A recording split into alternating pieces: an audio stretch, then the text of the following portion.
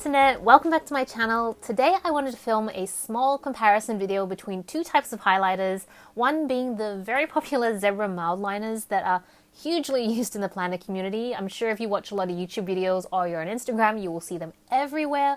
And the other being a set of highlighters that I think were actually inspired by the Mildliners called Milkliners. So I recently came across a website called Notebook Therapy whose merchandise does come direct from China, and a lot of the stationery that appears on the website seems to be inspired by very popular Japanese brands, but generally sold at a cheaper price. And if I was honest, at first I was just going to ignore it because I'm not really keen on supporting imitations. So I noticed people starting to get more interested in it online, and there's a lot of questions around whether they're the same quality or what they're like. So I thought I would put together a video comparing them so that I can help people make a more informed decision. So just be prepared for a few more videos. I got a couple items from the store. So before I get into the product comparison, I wanted to give a comparison on the price. It's going to be pretty high level just because everything is based off currency and that tends to fluctuate a little bit. But generally, I didn't see a massive difference between the price of the two. Like the Milkliners for a set of 12 were around the $20 Australian mark, and I'd say like 12 Mildliners were similar-ish, if not maybe a few dollars more. So the difference didn't seem huge. Okay, onto the comparison. So the first thing you'll notice is the physical difference. The Milkliners have a clear cap on both ends, but the Mildliners don't have any clear lids, and one of them actually has kind of like a hook so that you can hold it onto things.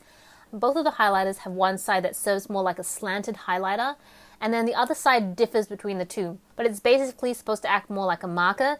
So like the Mildliners appear to have like a more slimmer, traditional marker tip, whereas Milkliners have a tip that's, I'd say, more similar to the Crayola Super Tips. They're narrow at the top and then they kind of widen as they go closer to the base. However, both the Milkliners and the Mildliners can still work in a very similar way. You just have different options at your disposal depending on which one you select. So I decided to go ahead and swatch all the Milkliners and then swatch the corresponding Mildliners. As you guys probably know, there's a larger range of colors with the Mildliners, so I just had to pick the ones that I felt most closely matched the Milkliner range. As you can see, the swatches are actually pretty comparable, which really surprised me. The color range for some were identical, whereas others were a little bit of a bigger variation, such as some of the pinks and the greens.